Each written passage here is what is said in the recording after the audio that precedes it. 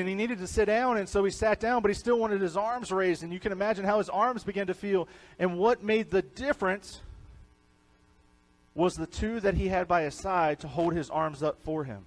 Welcome to the weekly recap and anchor point discussion starter, where we play back part of this week's message and share questions you can use to discuss with your family, friends, or small group. The purpose of anchor points is to pray for one another, share God's word together, and to spend time in fellowship building relationships. You can do that anywhere at any time. So here is this week's clip. Moses' hands grew tired. They took a stone and put it under him, and he sat on it. Aaron and Hur held his hands up, one on one side and one on the other, so that his hands remained steady till sunset. So Joshua overcame the Amalekite army with the sword. So Moses was sitting there, and he was so tired he needed to sit. I definitely understand that with my back injury and my sciatic nerve damage. I'm walking around up here. Part of the reason I walk so much is because I'm shifting my weight back and forth, because I understand the pain and getting tired from standing. I know many of you do as well. And so I can imagine the pain that he was feeling, and he needed to sit down, and so he sat down, but he still wanted his arms raised, and you can imagine how his arms began to feel. And what made the difference was the two that he had by his side to hold his arms up for him. Their support are what led to the success of the battle.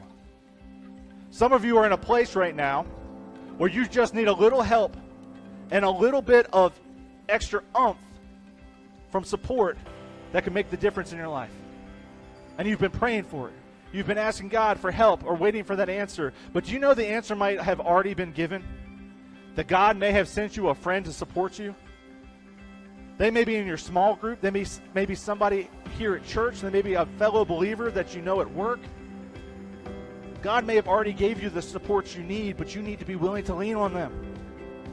Verse 17, Moses' father-in-law replied, what you are doing is not good. You and these people who come to you will only wear yourselves out. The work is too heavy for you. You cannot handle it alone. Let me say that again, because I think God's not just speaking here through Jethro to Moses. I think he's speaking to us as well. The work is too heavy for you. You cannot handle it alone. One of the most frustrating things to walk out and see in my garden is to see a whole bunch of almost ready to pick tomatoes on the ground, rotting. The day before I knew, tomorrow's the day I pick them. And I walk out and I see them, and they have fallen over, and something has gotten to them. Or they've broken off. I've even had whole branches rip off, which just ruins all the tomatoes that are on them. All because of the weight of their own fruit has led to the loss of that same fruit. Let me say that again. The weight of their own fruit has led to the loss of that same fruit. The weight of the success that you have in this life could very well be your downfall, unless you have the proper support in your life. We need people around us that aren't afraid to speak up to us. It's called accountability. And the true support by its nature not only helps us succeed, not only helps us keep from breaking, but it keeps us on track. Listen to the words of Paul to the Galatians. Galatians 6, verses 1 through 2. Brothers and sisters, if someone is caught in sin, you who live by the Spirit should restore that person gently. But watch yourselves, or you also may be tempted. Carry each other's burdens, and in this way you will fulfill the law of Christ. Carry each other's burdens. Sounds an awful lot like support to me. Because I can promise you nobody in this room is perfect, including myself. I can promise you nobody on this earth is perfect. And again, this is why I myself surround myself with other elders, with other pastors. And I want people who feel called, men who feel called to be in the ministry, to be pastors, to come to me so we can start you on that journey. So we can hold each other accountable as we grow together as a church and we seek to follow God's word. This is why I hope that through time we will raise up men to send out to other churches. We will raise up missionaries. We will raise up pastors to start churches. It's been the plan all along, and it will continue to be the plan because it's how God works. Before we close up, if you've ever seen a stone archway, you may have noticed that it has no exterior supports. So how does it actually work?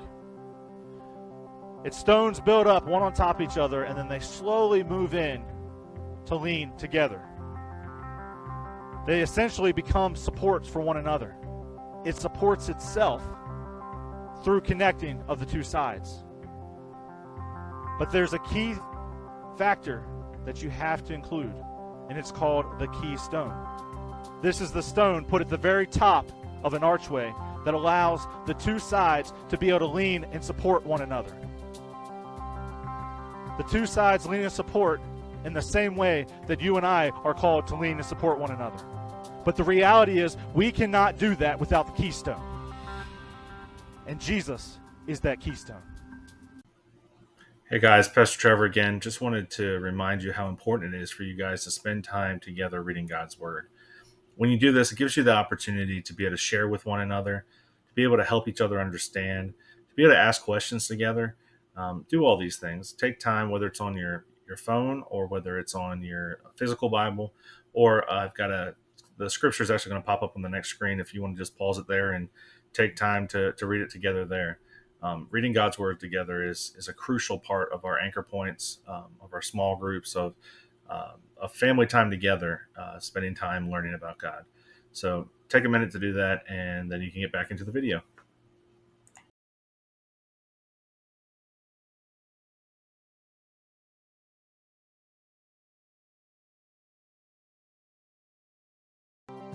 Hey guys, Pastor Trevor here. I really enjoyed preaching this message because it's just so many great stories in Moses' life pointed to the fact that having the right support was important. Whether it was his father-in-law trying to encourage him, or whether it was about his leaders lifting him up or pointing out to him to make a change.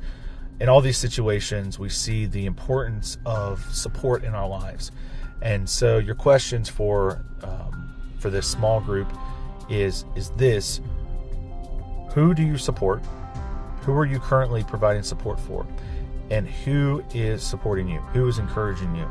I would not be surprised if the people sitting around you while you're talking about this aren't part of that support system. But go ahead and share how you support one another and show encouragement to those who support you that are in the room. It's a great opportunity to just reflect on that and to celebrate that you do have a great support system. We love you guys. We hope to see you Sunday. Have a blessed evening, day, whatever.